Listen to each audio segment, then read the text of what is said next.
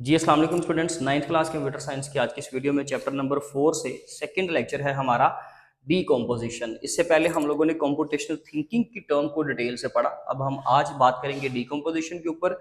That is the very first step in computational thinking process, यानी कि ये हमारा उस प्रॉपर जो प्रॉब्लम सॉल्विंग टेक्निक है उसके अंदर से जो पहला स्टेप है। वैसे तो हम इनको रेंडमाइज करके लिख सकते हैं, लेकिन हमारे सिलेबस के अकॉर्डिंग डिकम्पोजिशन जो है वो हमारा सबसे पहला शॉर्ट क्वेश्चन, और ये शॉर्ट क्वेश्चन कंसिडर होगा। इसके ऊपर वीडियो ऑलरेडी रिकॉर्डेड है, आप वीडियो देखें। अगर आपको कोई सवाल हो तो वो पूछ लीजिए।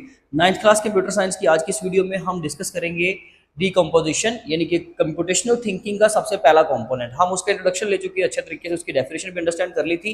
आज सिर्फ पढ़ेंगे डीकम्पोजिशन। डीकम्पोजिशन एक ऐसा मेथड है in which we break down the complicated problems into smaller more convenient components. देखिए, हम लोगों ने एक्चुअली ये करना है कि अपने एक कॉम्प्लेक्स प्रॉब्लम को, ये हमारे पास एक कॉम्प्लेक्स प्रॉब्लम है, मुझे इसको सिंपलर पार्ट्स के अंदर ना डिवाइड करना है। यानी कि होगी तो ये भी प्रॉब्लम ही, लेट्स सपोज अगर ये हमारे पास एक प्रॉब्लम है तो मुझे ये छोटे छोटे मैनेजेबल पार्ट्स के अंदर या छोटी प्रॉब्लम्स के अंदर इसको कन्वर्ट करना है, ताकि बाद में इनके सॉल्यूशंस, ये इसका solution number 1, solution number 2 and solution number 3, इस तरीके से हम इनके सॉल्यूशंस निकाल सकें। एंड देन फाइनली करना इसमें भी यही है कि हमने फाइनली एक सॉल्यूशन अपना ड्राइव कर लेना।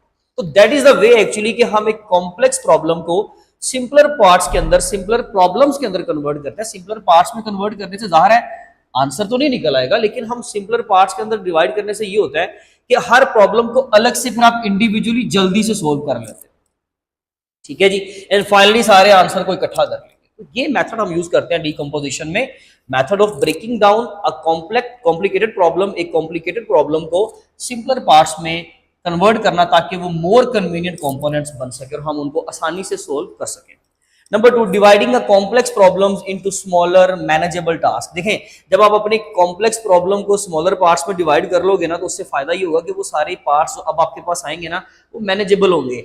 इतने बिगर प्रॉब्लम को समझ ही नहीं आती कि बंदा सोल्व कहाँ से करना शुरू करे। इसका पहला स्टेप क्या होना चाहिए, सेकंड स्टेप क्या होना चाहिए।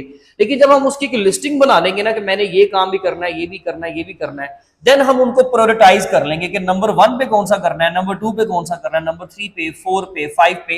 लेकिन पहले हमें वो सब टास्क बनाने हैं, वो कंपोनेंट्स बनाने के मुझे ये काम करना है। इस तरीके से डीकम्पोजिशन का मेथड हम कंप्यूटेशनल थिंकिंग के अंदर इस्तेमाल करते हैं। ये बड़ा जनरल सा मेथड है। We can handle each part one at a time. फायदा ये होगा कि हम हर अलग कंपोनेंट को अलग से सॉल्यूशन दे सकते हैं, अलग से हल कर सकते हैं। इस तरीके से हमारे लिए चीजों को मैनेज करना जो है वो बड़ा आसान हो जाता है। उसमें एक एग्जांपल दी है उन्होंने, बिल्डिंग अ बर्ड हाउस। हम एक बर्ड हाउस बनाना है, सपोज करें कि रियल लाइफ की एग्जांपल है। तो बर्ड हाउस बनाने के लिए हमें पता है कि किस तरीके से चीजें होंगी, लेकिन अगर हम उसकी लिस्टिंग बना लेंगे तो चीजों को बनाना, क्रिएट करना हमारे लिए ज्यादा आसान हो जाएगा। तो उसने हमें तकरीबन को 6 स्टेप दिए। कहता है कि सबसे पहले डिजाइन द बर्ड हाउस। सबसे पहले ना उसका स्केच बना लो, यानी कि उसका रफ अंदाजा ले लो, ग्राफ बना लो, पिक्चर बना लो, लेकिन उसके स्केच बनाए, उसको ड्रॉ करेंगे एक्चुअली मैंने करना क्या है। ठीक है जी, मैंने किस तरीके से उन चीजों को परफॉर्म करना है।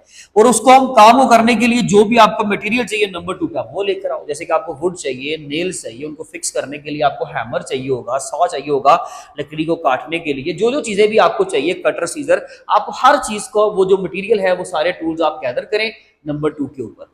अब देखिए, ये बड़ी जनरल सी बात है कि हम लोगों ने क्या करना है। अगर कोई भी काम करने जाएंगे, अगर कोई बर्ड हाउस बनाएगा कोई, तो उसके लिए जाहिर सी बात है वो सामान लेकर जाएगा। लेकिन अगर हम उस सामान की लिस्ट बना लें कि सारी चीजें, मुझे ये चीजें चाहिए, जब उसका स्केच बनाऊंगा ना, तो मुझे पता होगा कि भाई मैंने ये स्केच बनाया है, मुझे कुछ इस तरह से उसका, लेट्स सपोज ये मुझे उसका कोई घर बनाना है, तो इस जगह पर क्या चीज चाहिए, इस जगह पर क्या चीज चाहिए, इस जगह पर क्या चीज चाहिए।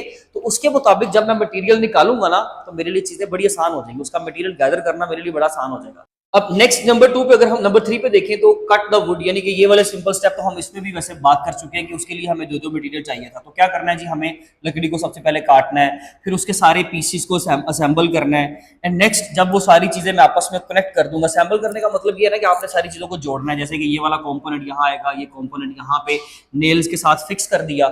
इस तरीके से हम क्या करेंगे, अपने काम को डिकम्पोज कर रहे हैं। अब यहाँ पे एक चीज समझने की कोशिश कीजिएगा। देखिए, कट द वुड के स्टेप को अगर मैं मजीद डिटेल में लेकर जाना चाहूं तो डेफिनेटली मैं ये भी कर सकता हूं। जैसे कि अगर मैं चाहता हूं कि मैं इसको मजीद डिकम्पोज कर दूं, डिकम्पोज करने का क्या मतलब है कि प्रॉपरली लेंथ विड्थ कितनी होनी चाहिए उसको मार्क करूं, मार्क करने के बाद फिर मैं उसको सॉ के साथ जो है वो उसको काटूं, यानी कि उसकी जो है सीजर के साथ उसकी प्रॉपर जो है वो मैं लेंथ और विड्थ के मुताबिक उसकी वो जो डायमेंशंस बनाऊं। एंड देन इस स्टेप को अगर मैं डिटेल से लेकर जाना चाहूं तो मैं बोलूंगा जी कि ये सारे पीस कुछ वर्टिकली, ये वाला पीस जो है मेरा वर्टिकल अरेंज होगा, नंबर 2 पे जो मेरा पीस है वो हॉरिजॉन्टल अरेंज होगा, नंबर 3 पे फिर मैंने क्या किया जी कि अपने हैमर को अरेंज किया, फिर मैंने उसको हैमर को नेल्स के ऊपर फिक्स करवाया, यानी कि हैमरिंग की उसके नेल्स के ऊपर, एंड देन हम लोगों ने उसको कनेक्ट किया।